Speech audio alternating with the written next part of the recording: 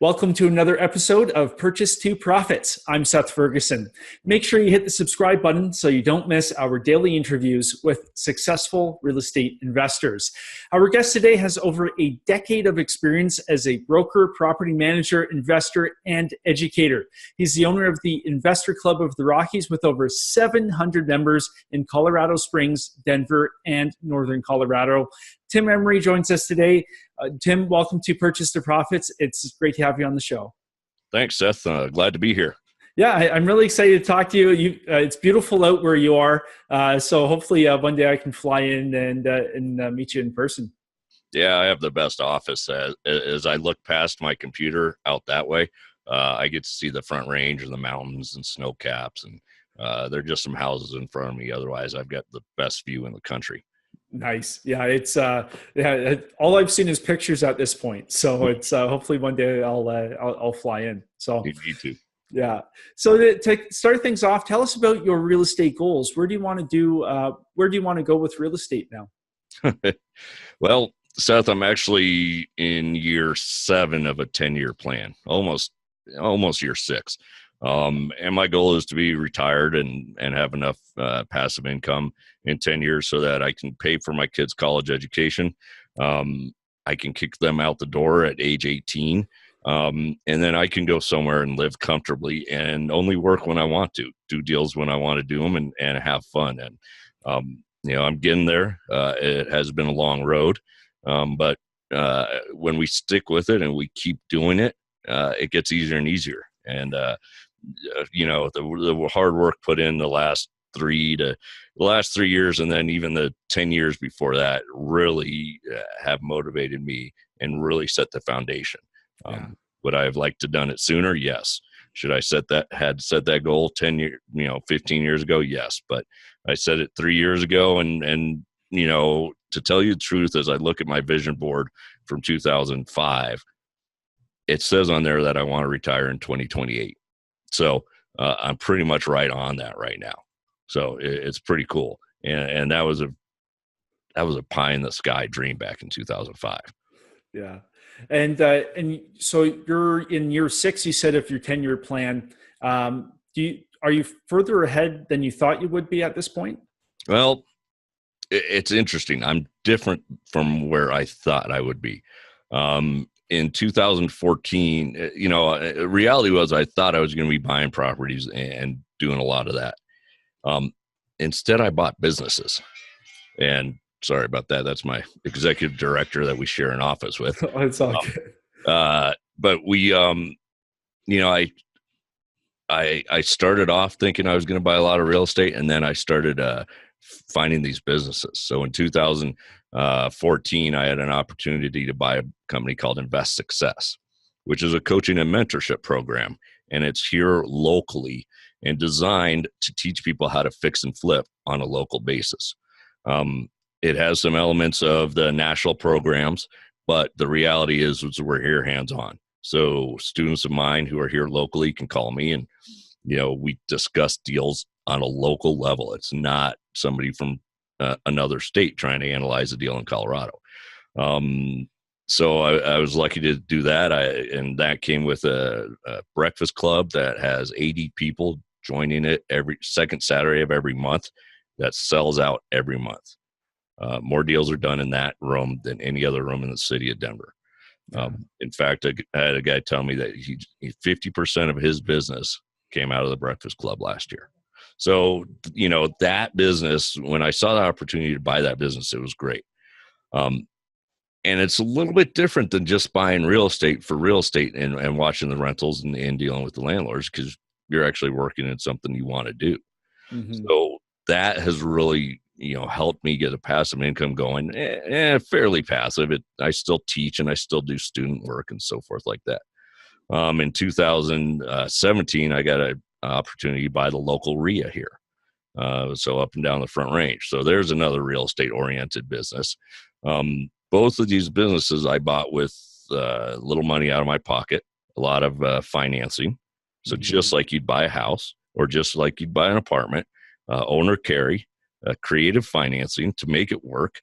And, if you do that, and most people who know creative financing, the first couple of years hurt. They're tough, but you didn't have to use a lot of money out of your pocket. And then you see the light, and you see in 4 or 5 years, the payoff's there. And then you see the cash flow. And that's really what my business has become about. I do buy and sell properties. I've flipped a bunch last year. I was actually going to go into syndication and multifamily, but I had a lot fall in my lap that is under $300,000 in the city of Denver that we can build almost anything we want on it. So I'm going to skip, I'm going to change from syndication. I'm going to do development, which is exciting to me. Yeah. And so what I got from that is you're very good at pivoting when an opportunity presents itself. You pivoted to the businesses, you've pivoted from what you were going to do with multifamily into the sub 300 deals. What do you think it is about you that allows you to recognize those opportunities and just turn and go for it? It's a mindset, and it's an education mindset of looking at the numbers and seeing that opportunity when it makes sense. There are other people that will argue with me and tell me that I should focus on one goal and stay with that. But if the numbers work, the numbers work. And if you can see the opportunity and you can propose something that works for you to somebody, you got to do that. So, for new people and people in the beginning of this business, when an opportunity comes up and they can only see it in one way, where they can only go get a 20% loan, and it's, they just can't see the other aspects. If you're afraid to ask for an owner carry or find out, it's amazing what can happen in that regard. Yeah.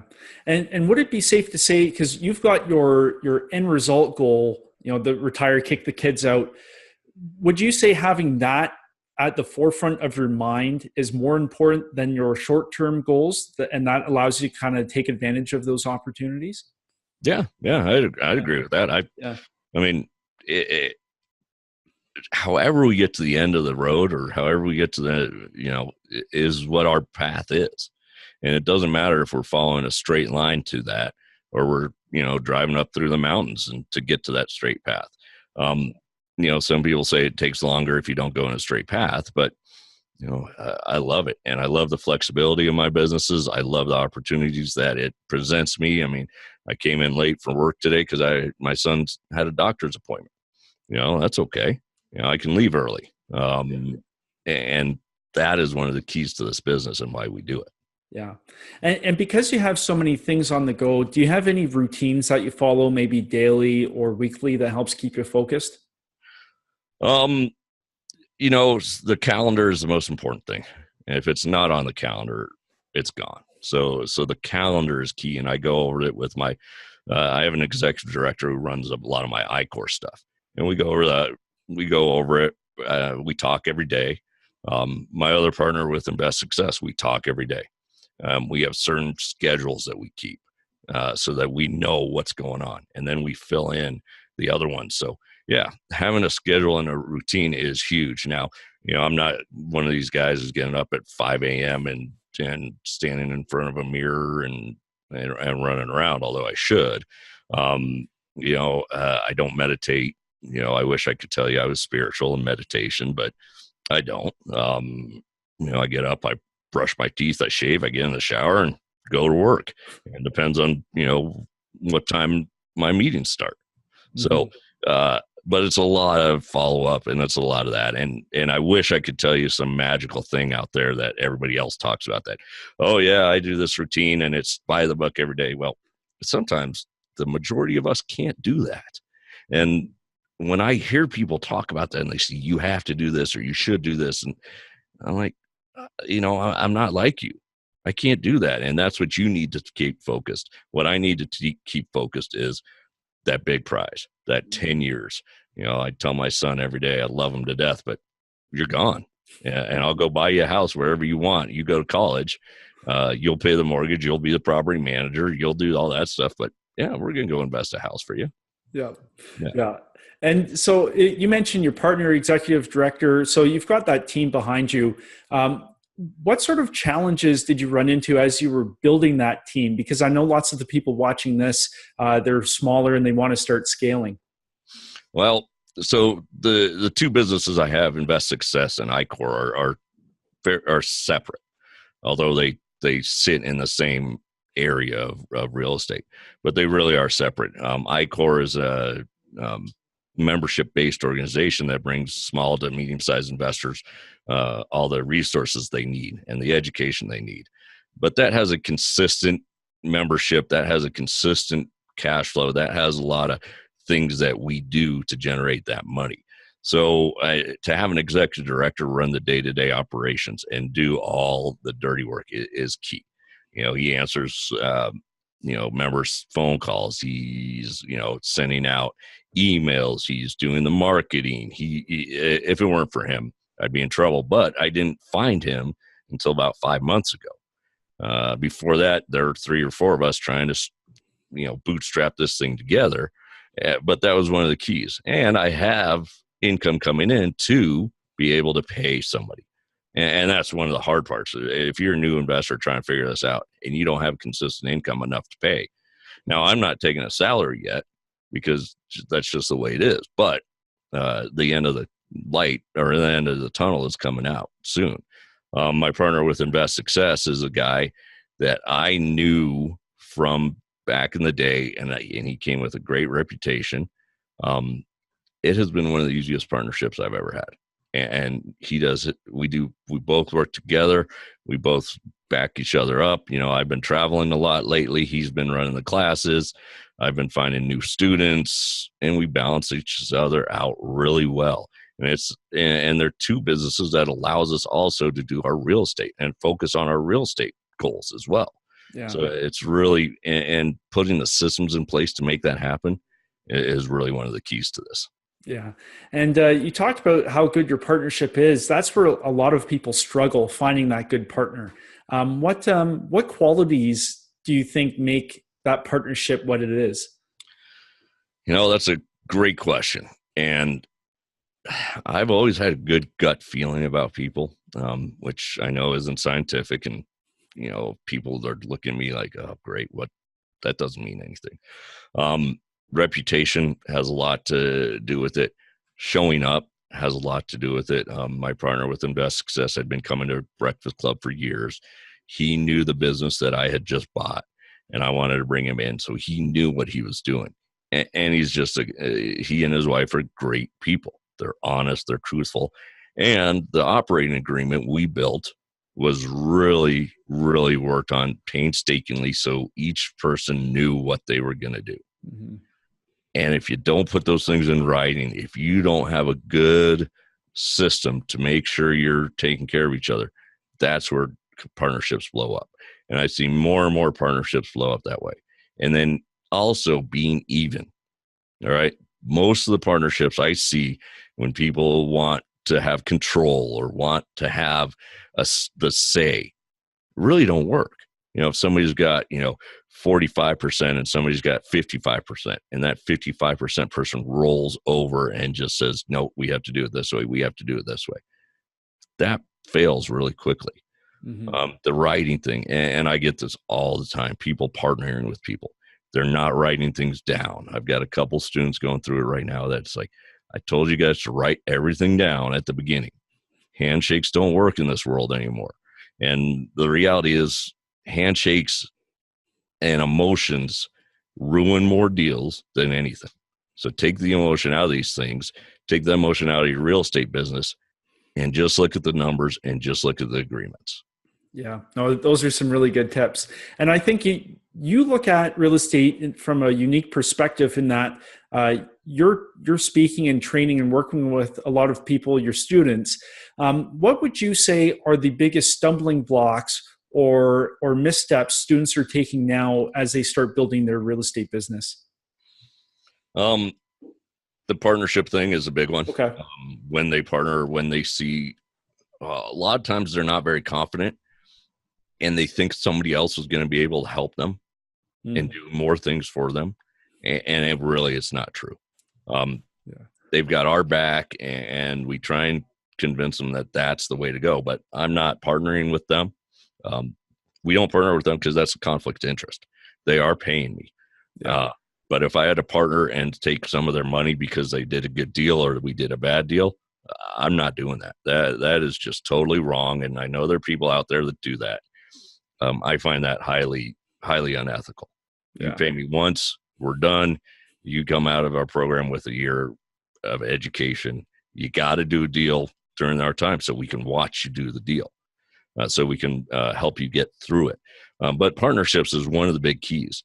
The second big key is getting over anxious, not being able to find a deal, not being able to find a deal, not being able to find a deal, and then they take one that's too thin.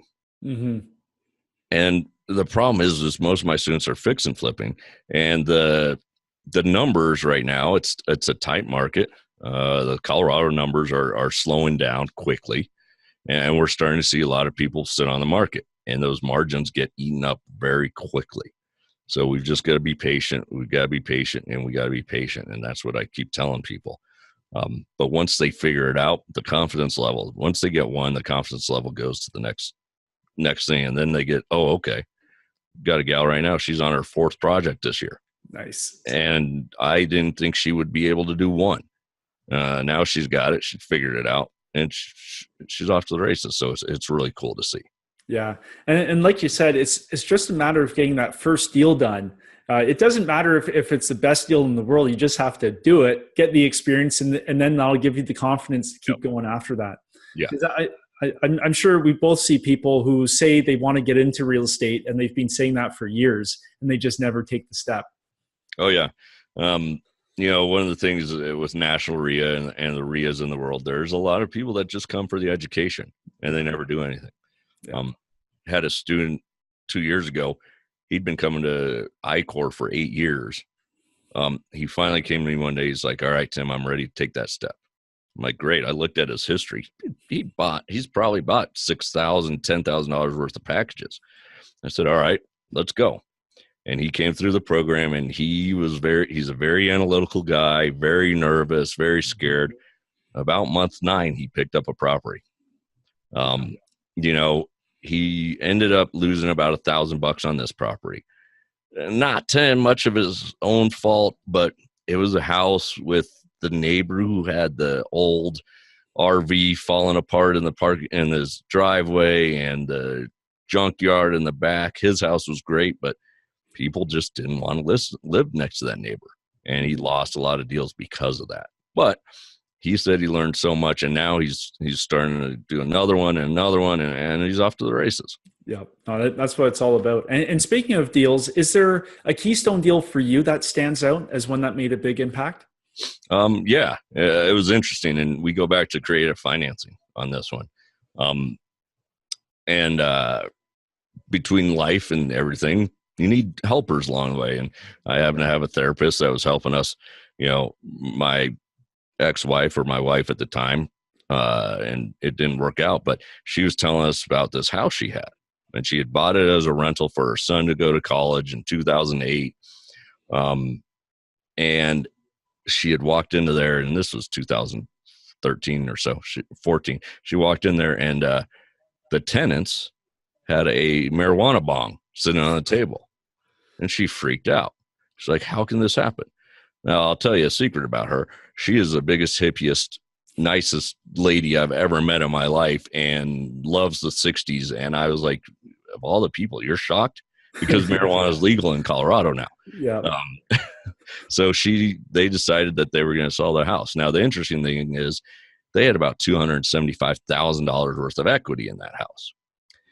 It had been remodeled at some point, I think 2008, but it wasn't a great job. But they were trying to sell it in the busiest market we've seen in years, and couldn't sell it. It was overpriced by about $30,000, even in that hot market.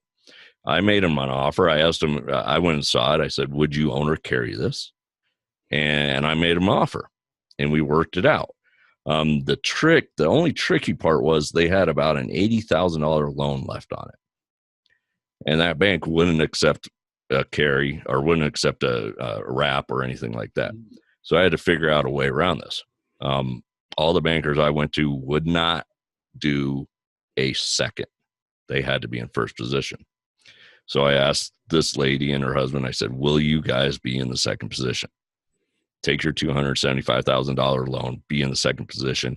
I'll get an $80,000 loan in the front. And they said yes. So I took it over. I actually converted it from a 4-bedroom to 3-bath into a 6-bedroom 3-bath. The original goal was to make it a living. Everybody had their own room and paid their own room. I found out it was too far out of Denver. It was 8 minutes out of Denver, but it needed to be 5 minutes out of Denver. It didn't work, so I had to adjust. I put a sober living house in there. That house lasted about 8 months, and the executive director blew up. So I had to redo it again. So I rented it out for a year. This last year, I then converted it back into a sober living situation with a better group, and I actually sold that property with the higher lease on it, and made about $120,000 in a little over 2 years. Nice. So, that's great. Yeah, we saw, you see the opportunity, you see what you can make, you value add. And I had a huge basement. I knew I could put two bedrooms into it. I didn't have any money in that property after I was done. So, it was pretty darn cool. Yeah. And do you want to give some tips? Because some people are, like you said before, are hesitant to bring up that seller carry conversation. What are some tips or guidance you can give to people in having those conversations? Seller carry is a unique thing because a lot of people don't understand it. Unfortunately, our world has been trained to say you have to go through banks and you have to give banks and lenders all your money. And that's the only way you can do this. The reality is we can pretty much, in America and Canada are great places. You can do anything you want, right? Mm-hmm. As long as 2 people agree and you have lawyers look it over, you can do anything. You can sell a goat for a 57 Chevy, right? You can sell a hockey stick for a hockey puck. Yeah. Whatever you want to do, you can do that as long as 2 people agree. So if somebody has a ton of equity in their house, they don't have to necessarily sell that, because if they do sell it, they have to pay a huge capital gains, or they have to 1031, which means they still have to be a landlord. Now, there's a new thing that's out right now with opportunity zones that you can move money into. That's a whole different subject that I think you'll probably interview somebody about soon. Yeah. I'm not going to go into that today. But you have to do one or the other. These folks that I was working with did not want to be landlords. They were over it. They were scared to death. They didn't want to deal with, furnaces going out and roofs, and they just weren't. They were accidental landlords in the beginning anyways.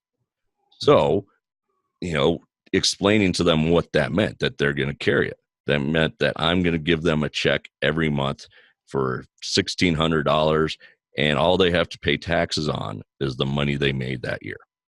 And that's capital gains, yes, but it goes in their ordinary income. And if they have write-offs and they're self-employed, but their self-employment, they were getting up in their age, they were 70, they were starting to retire and take less and less. So their tax bracket was going down. Yeah. So that was the big key for them. It was that they didn't want to try and 1031 somewhere else. The tax thing is huge. The other thing is, listen, you have this asset. Why don't you just let it keep paying you? You don't have to sell this thing. Let it keep paying you. You don't have to worry about a thing. I'll take care of the rest. I'll take care of the furnace when it goes out. I'll take care of the roof when it goes out. And guess what? If I default, you get this thing back and you can sell it again. Those are the big keys to this. Mm-hmm. But it takes a while for somebody who's not trained at that and who doesn't realize that to understand that. And somebody who's not in real estate, or somebody who's kind of just outside of real estate doesn't quite get it. They think it sounds like a scam, or we're trying to con them when we're not. We're just trying to help them out. Yeah, and I think that's where the education component of the investor, your job is to educate them on what their options look like. Because I find myself, when somebody's bringing up that conversation, but they don't add that education side, that's where things go off the rails. Yeah. Yeah. And one thing that you really got to learn is how to make it so that it's their decision because the seller on the other side, it's got to be their decision. They've got to understand it. You can't force anybody into this business. You can't force anybody to sell. If you're trying to force them, it gets ugly quickly. You have to let them understand it. You have to let them figure it out. You can't pressure them. And the amazing thing about this business is there's always another deal. Yeah. There's always another deal. So those of you who are out there watching this, I guarantee you there's always another deal. So if that deal doesn't work out, go look for the next one. Yeah. Oh, some really good advice there. So for yourself and your businesses, you've got the end goal you're striving towards. What changes do you think you have to make in your business over the next couple of years to hit those goals? I have to expand. I have to grow these businesses and expand them. My Invest Success coaching program, we just added 2 new coaches on in northern Colorado and Colorado Springs. So they will be able to handle those local markets because, again, I go back to that locality. Anybody out there looking to get educated needs to find local coaching because there's such a difference in between each neighborhood and between one side of the road and the other side of the road. In Colorado, we have neighborhoods that half the neighborhood has an HOA on it and the other half doesn't. Half the people hate HOAs and half the people love them. But in one HOA, you don't have 6 trucks being parked outside. You have, RVs parked behind houses. The other half, you have pink houses and you have 20 trucks parked in front. It's $100,000 difference in price. Mm-hmm. If you comp one out of the other, you lose. And that's one of the keys. And getting educated by local people is huge. Now, but that brings up a problem because there's not that many people that are educators. Mm-hmm. They're hard to find. Unfortunately, we don't have big budgets like the big guys do that come in and throw a lot of radio ads and a lot of radio spots and stuff like that. And you know what? Those guys are so smart. They have a lot of great information. They have a lot of great theory. And I've worked with a lot of their people. But it's that locality that helps so much. And if you're going to get educated in this locality, my phone's buzzing over here right now and I see it's one of my students. So as soon as we get off, I'm going to call her and say, hey, what do you need help with? Mm-hmm. And she's going to say, oh, I've got this deal, blah, blah, blah, and we're going to talk about it. And I'm going to say, okay, this is a deal or this isn't a deal. Locality and having somebody tangible that you can talk to is so key. Yeah. So that's, and us expanding to, Fort Collins and northern Colorado and Loveland and that area, and then Colorado Springs. Because honestly, I could probably do deals up there because with the internet and the way it is right now, I don't quite feel that comfortable doing that and teaching somebody how to do a fix and flip up there. So I've got now coaches there. So if I can, replicate this and put it in, Kansas City and St. Louis and Toronto and, Michigan, but the key is finding the right people and finding the smart people and the ethical and moral people that will, carry on what we've built. And that's our core is doing this the right way. Not the biggest, not the fastest, but the right way. Yeah, for sure. And how would you say real estate has changed your life so far? 2004, I was a fly fishing guide, ski bum up in the mountains of Colorado. My best friend and his family were real estate people. My best friend's dad retired in 1989 when we were 15 because he had 40 rental properties paid off free and clear. Mm-hmm. And I learned a lot from that family. It's the rich dad, poor dad story. My dad was an inventor and a great leader of a industrial revolution of GIS and mapping systems, but he was so early, he died with $28,000 in his pocket. My other dad here is still alive. They own office buildings and they own, rentals and farms and houses and, they haven't worked. They haven't worked a day in their life for real. Although you would never know it. So that's what changed my life. It gave me an opportunity to grow. And it's not been an easy life because I was a broker from 2004 to 2012. And I watched the market go from the hottest thing in the world to places we couldn't find anything, couldn't find any business. Mm-hmm. And I watched it get better. And we built a property management company so that we didn't have to ride that wave of up and down. That was an experience. We haven't even gone there. That's a whole nother segment that you should call me back about. Yeah, we'll do horror stories with property management. Or good stories for Or that. good stories, yeah. No, Yeah. that's no. I'd love to have you back on, and we'll talk about property management. That would be great. Well, Tim, so if somebody's looking to get in touch with you, learn more about what you're doing, where can they find you? You can find me on the web a couple different places. Invest-success.com is the coaching mentorship program. iCore, which is the investment community of the Rockies, which is www.icorrockies.com. They're basically, just Google Tim Emery Denver and I should come up. The John Fisher Breakfast Club is another one. I'm all over Facebook. I do host a podcast for iCore as well. And I host a bunch of events all over the city of Denver. So look me up all those ways. Give me a call. I always have time, or I'll always make time to talk to people. I don't have a ton of time because I have lots of other things going on, but I love to help people, and I love to guide you in the right direction. And I get a lot of calls from people who don't have enough money to pay me. And I love to guide them in the right direction. iCore is a great one. There are a lot of great meetups in the city of Denver, a lot of great leaders in the city of Denver that can help. Bigger Pockets is a great resource for people to get involved and start learning how. Reading books. I'm looking over your shoulder. You got a ton of books. Yeah. There's a reason we have a ton of books. Books on tapes, podcasts, but as always, do your own due diligence and learn how to do this yourself. Do not trust anybody else's numbers. Learn how to do it. And if you don't know how to do it, go find out how to do it, because that is one of the keys. Don't trust wholesalers. Don't trust partnerships. Don't trust any of those guys. Do it yourself so that you can run it. Yeah. Oh, that's a great tip. Love it. Yeah. Well, Tim, just want to say thanks so much for taking the time today and sharing your success with us. Thanks, Seth. I appreciate it. Have a good one, and make sure you go out and do a deal this week. Yeah, we'll do. And to you, our viewers, I wish you well in your journey from purchase to profits. See you next time.